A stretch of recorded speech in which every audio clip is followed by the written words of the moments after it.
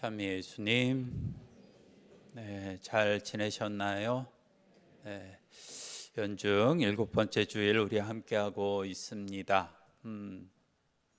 오늘 같은 날은 강론을 안 해도 된다라고 얘기를 하면 참 좋을 것 같아요.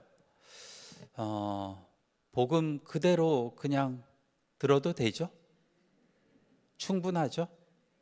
예수님께서 말씀하신 것만으로도 우리 귀에 쏙쏙 들어오고 우리가 어떻게 살아가야 되는 것이 맞는 것인가, 주님의 뜻에 맞는 것인가 너무나 잘 알아듣도록 주님께서 이야기를 해주셨습니다.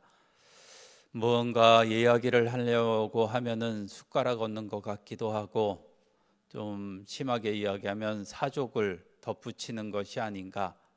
또 사족을 덧붙이다 보면은 주님의 뜻이 조금은 왜곡되지 않을까라는 생각이 들어서 조금은 오늘 같은 말씀의 강론은 힘들기도 하네요.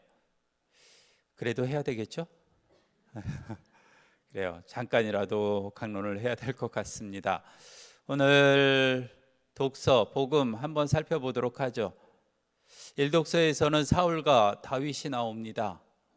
사울이 다윗을 죽이려고 해요. 찾아가죠. 그런데 다윗에게 완벽한 기회가 옵니다.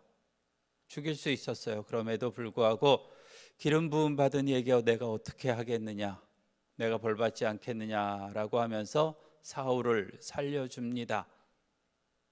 다윗의 큰 마음을 우리가 볼 수가 있습니다. 이 독서 바오로 사도가 이야기를 합니다. 이분법적인 이야기이기도 하죠. 아담이 나오고 예수 그리스도가 나옵니다. 아담과 예수님을 비교를 해요. 첫 인간이고 둘째 인간이고 물질적인 것이고 영적인 것이고, 그리고 우리가 그렇게 아담처럼 흙에서 왔다라고 하는 것도 있지만 예수님께서 하늘에서 왔기 때문에 우리도 하늘의 그 모습, 하늘에서 오신 그분의 모습을 닮아갈 수 있다라고 하면서 우리가 인간으로서 나약하지만은 그래도 하느님께서 가지신 그 마음을 우리도 가질 수 있다라고 하는 것을 이야기해 줍니다. 하느님을 닮아가라는 것이죠. 그리고 복음은 또 이야기를 합니다. 가장 중요한 대목을 꼽는 것이 너무나 어려운 오늘이기는 하지만은 그 중에서 이 말씀을 꼽을 수 있을 거예요. 하늘에 계신 너희 아버지께서 자비로우신 것처럼 너희도 자비로운 사람이 되어라. 자비하심. 오늘 화답송에서도 이야기를 하죠. 주님은 자비롭고 너그러우시네. 주님은 자비롭고 너그러우시네. 부차적으로 황금률도 이야기를 하고 있습니다. 남이 너에게 해주기를 바라는 그대로 너도 남에게 해주어라 라고 하는 황금률. 황금률은 그런 이야기가 있더라고요. 어떤 임금이 신하에게 세상에서 가장 좋은 말을 좀 구해와 봐라 라고 했더니 구해왔습니다. 바로 이 말이죠. 그래서 그 임금이 자기 거실 뒷벽에다가 이 글귀를 황금으로 새겨 놓았다고 합니다. 그래서 황금률이라고도 하고, 혹은 정말 중요한 이야기니까 우리가 꼭 기억해야 되는 이야기니까 황금률이라고 이야기하기도 합니다.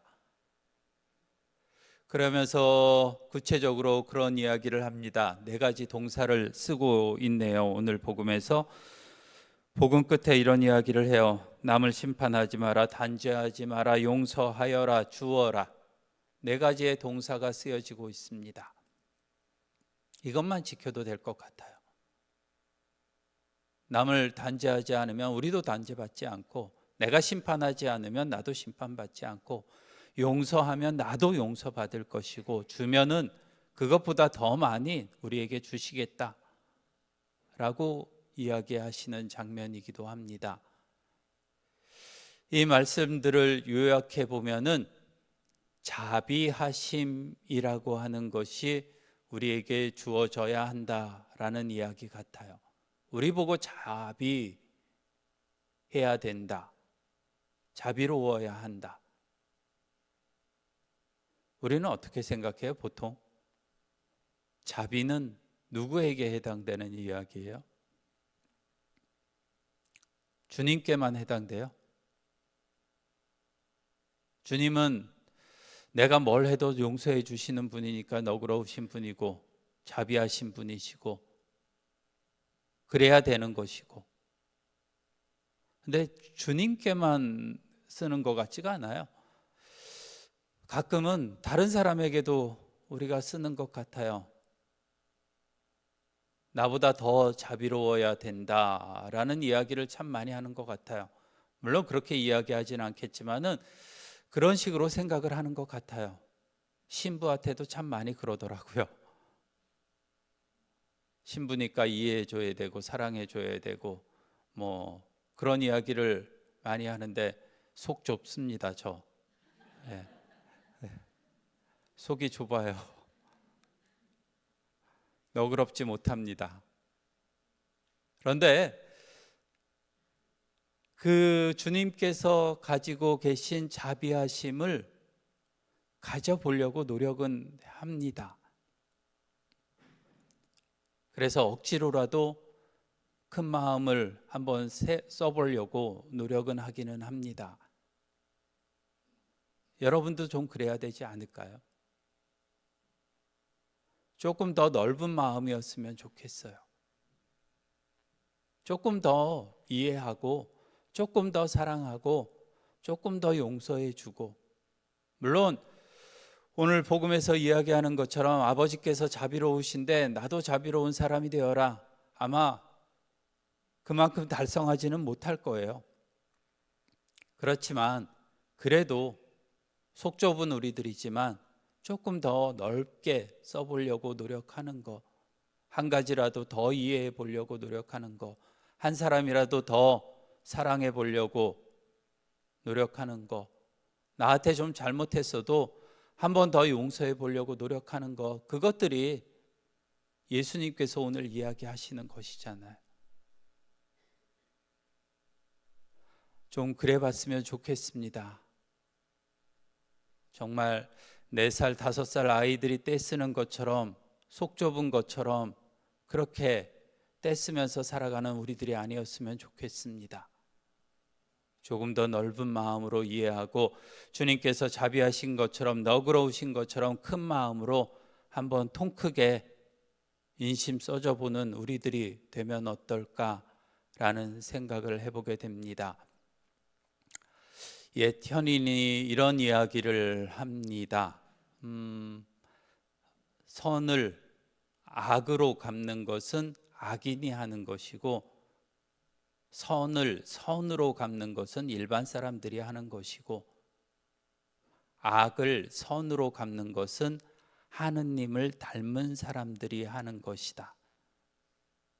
우리가 하느님을 닮아가려고 신앙생활을 하고 있다라고 한다면은 우리들은 다른 사람들보다 더 큰 마음으로, 하느님을 모르는 사람들보다 더 큰 자비하심으로 살아갈 수 있도록 노력해야 되지 않을까 싶습니다.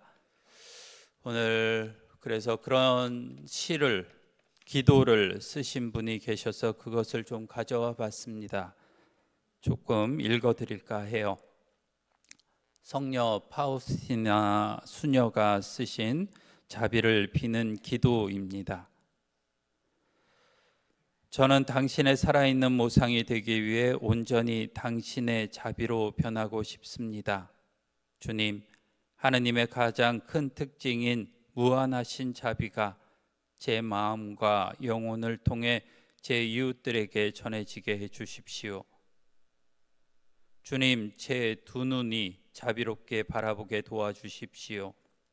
그래서 절대로 이웃을 겉모습으로 의심하거나 판단하지 않게 해주시고 이웃의 아름다운 영혼을 보고 도울 수 있도록 해주십시오. 주님, 제 귀가 자비로워지게 도와주십시오. 그래서 제 이웃의 어려움을 듣게 하시고 이웃의 고통과 한탄에 제 귀가 무뎌지지 않게 해주십시오. 주님, 제 혀가 자비로워지게 도와주십시오. 그래서 절대로 이웃을 험담하지 않고 모든 사람에게 위로와 용서의 말을 건넬 수 있게 해주십시오. 주님, 제 두 손이 자비로워져서 선행을 많이 할 수 있게 도와주십시오. 그래서 제 이웃들에게 좋은 일만 하고 어렵고 힘든 일을 제가 떠맡을 수 있게 도와주십시오. 주님, 제 두 발이 자비로워지게 도와주십시오. 그래서 제 이웃이 도움을 필요로 할 때 지치거나 피로해하지 않고 항상 달려갈 수 있게 도와주십시오. 저의 진정한 휴식은 이웃에게 봉사하는 것입니다. 주님, 제 마음이 자비로워지게 도와주십시오. 그래서 이웃 사람들의 고통을 함께 느끼게 해주시고 어떠한 경우에도 제 마음의 문을 닫지 않게 도와주십시오. 제 선의를 악용하는 사람도 신실한 마음으로 대할 수 있게 도와주십시오. 저 자신은 지극히 자비로우신 예수님의 성심 안에서 머무를 것입니다. 저 자신의 고통에 대해서는 말을 하고 싶지 않습니다. 저의 주님, 당신의 자비가 제 안에 머물게 해 주십시오. 저희 예수님, 당신은 전능하시니 저를 당신으로 변하게 해 주십시오. 잠시 묵상합시다.